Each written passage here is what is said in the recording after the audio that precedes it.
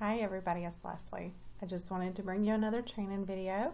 Kind of got called out by some of my team members, and I just wanted to be able to share. I've been saying I was going to put another video out, just haven't taken the time to do it.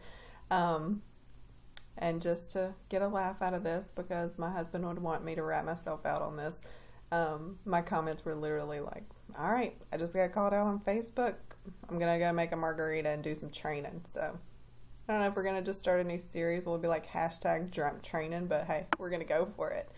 So tonight we're going to be talking about leaders and success. And really this was my takeaways from the training that we had with Bill Rancic. And I just wanted to share my thoughts on that. So again, every time I always share, this is how you get in touch with me. All my social media, and you can reach out to me however you want to, subscribe on YouTube, follow me on Facebook, like my page, whatever you want to do.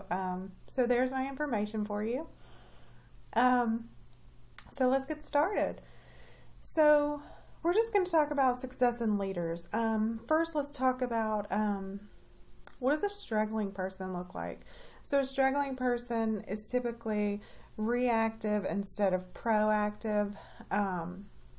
They're usually very negative people. If you're around negative people, be aware of that. You want to negate their efforts.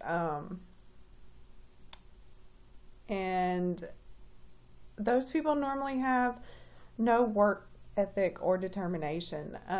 So you just don't want to be around that. Surround yourself with people that you want to be like. And their potential is typically unutilized. It's up to us to use and build and multiply potential and make it go.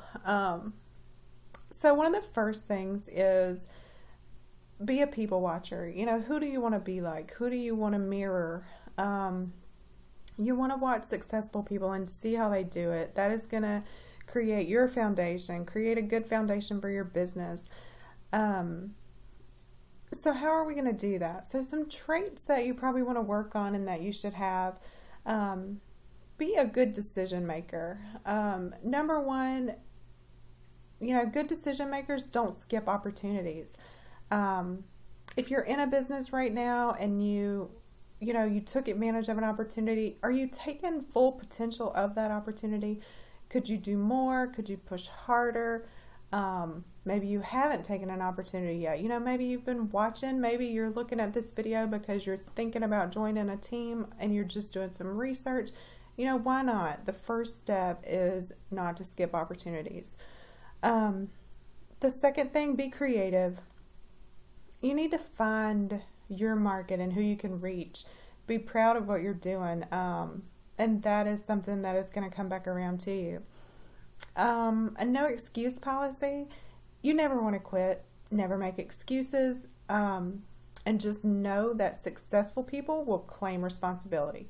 It's not their downline's fault, it's not their upline's fault, it's not the company's fault. They will claim responsibility for their, success, lack of success, whatever that may be. But just develop a no excuse policy and just keep pushing.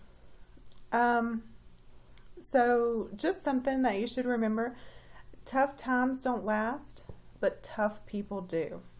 So just push through and keep going and create that success that you want and that you deserve. So recognize and seize opportunities. Again, those are the people that find success. If someone else can do it, why can't you? There's no reason. Anything that you watch, if you watch any of your leaders, if you watch anybody's story where they started from, they're no different than you and me. There is absolutely no reason that you can't be there, that you can't be at the top, that you can't be one of those successful people. So you just have to want it and make it happen. Prosperity is the best revenge. I know that sounds crazy, but you're going to have to leave your comfort zone if you want to succeed also. Another thing you want to be good at is practical execution. Basically, you want to talk less and deliver more. Talk is cheap. Are you in the game? What are you doing? Your actions will speak louder than words. That will pertain to your customers, to your downline, to your team members, to your upline. It doesn't matter. Are you saying you want something but you're not showing that you want it? Are you trying to lead a team? Are you leading by example? Don't just tell them what to do. You have to be doing those things. So practical execution. You have to be agile. There's going to be change. Things are going to happen. You're going to have to be able to adapt and roll with those changes. And if you're adaptable and able to, feel that and roll with it, then you'll be more successful. Understand that there's some risk. You're just going to have to understand that and embrace it. There's risk in everything we do every day. And you just want to be able to convert that to success. How are you going to do that? How are you going to make it work for you? And just figure out where that plays. That comes with being agile. No excuses. Let's just make good decisions and make it happen. It all rolls together and comes back. So one of the things that really struck me, he made a comment about the wealthiest people. Where were they? And he said they're in the cemeteries. And it's because they couldn't realize their own potential.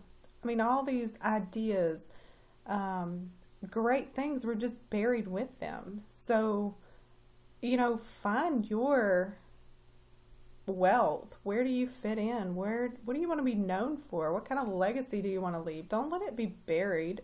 Make it happen. You have an opportunity and let's go. So success. So we're born with two fears. We're born with the fear of falling and the fear of loud noises. That's it. Everything else you have learned. You have learned your fears. So people are typically afraid to fail. So that being said, to be successful, you're going to have to do what you're afraid to do. Are you afraid to do these videos? Are you afraid to approach people? Are you afraid to ask somebody to join your company? You're going to have to do those things if you want to succeed. If you're worried about what people think, are you going to be worried about what they think when you're successful? Why are you worried about what they think now? Create your life. You're going to be the conductor of your life. And what does that mean? It means hang up that ego. Don't worry about what people think. Just check your ego at the door. You're here. This is business. Learn from others. You don't know it all. Period. You're always learning. I'm always learning.